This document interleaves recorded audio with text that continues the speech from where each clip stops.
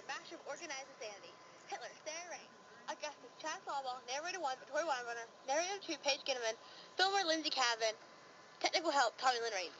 I came into this world innocently on April 20th, 1889. I was Hitler's only childhood friend, the only one who would sit and listen to him being his little audience of one. Young Adolf attended church regularly, sang in the local choir, and spent many hours playing cowboys and Indians. He grew up with the poor rectors at school and left before completing his tuition, with an ambition artist or architect. Louise Hitler had died when Adolf was 13, and Clara brought up Adolf and his sister, Paula, on her own.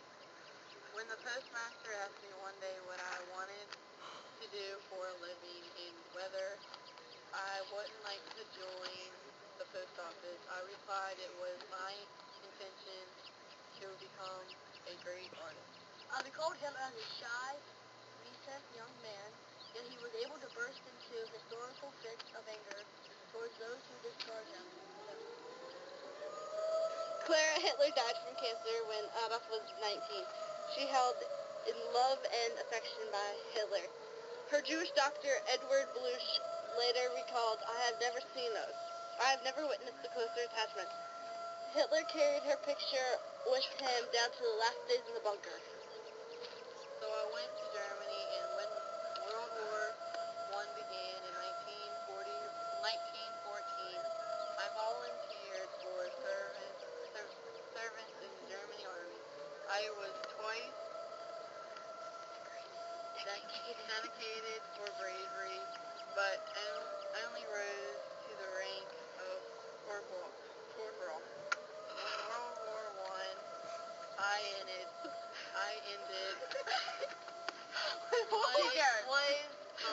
was in a hospital recovering from temporary blindness, possibly caused by a poison gas attack.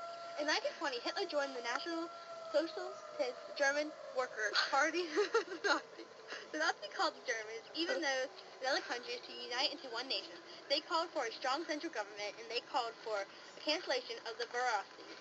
Hitler became the leader of a Nazi party, built up membership quickly, mostly because of his powerful speaking ability.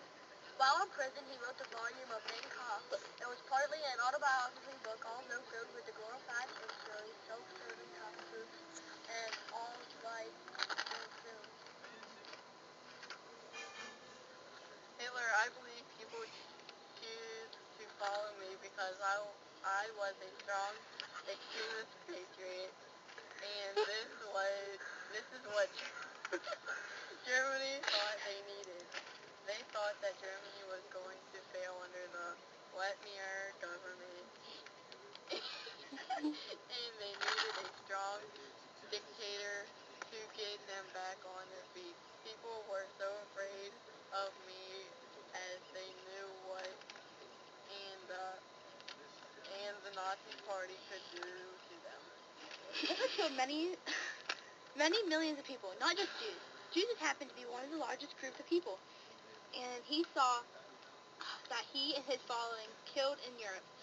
But as for the reasoning, Hitler decided to make the Jews a scapegoat for all the problems that were facing the Germans. People followed their economic hardships following World War I so that he could gain political power and unite people in Germany behind him. Early on the morning of April 29, 1945, in the civil ceremony in my bunker, I married his mistress of many years, Eva Braun.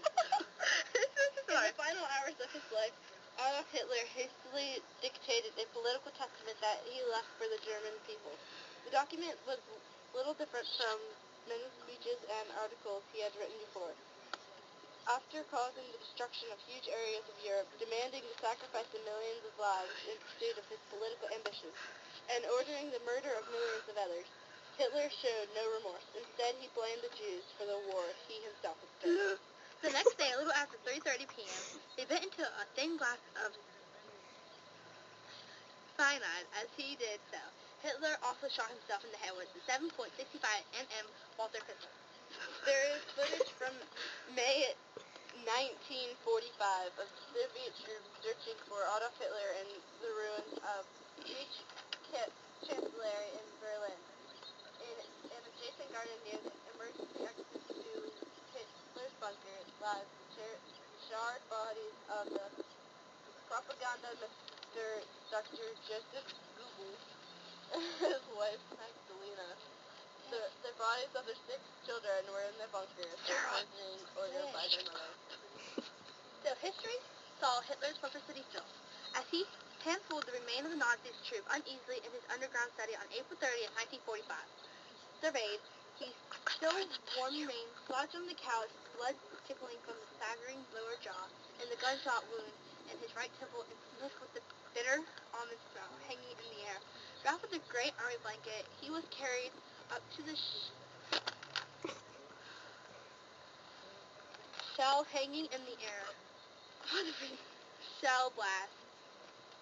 Where are you? Chancellery Garden. Gasoline was slipped over the creeping crater and ignited with his staff hurriedly assaulted back down into the shelter that ended the 6 years of Hitler war. Oh, Okay, it's over. No, we laughed at you.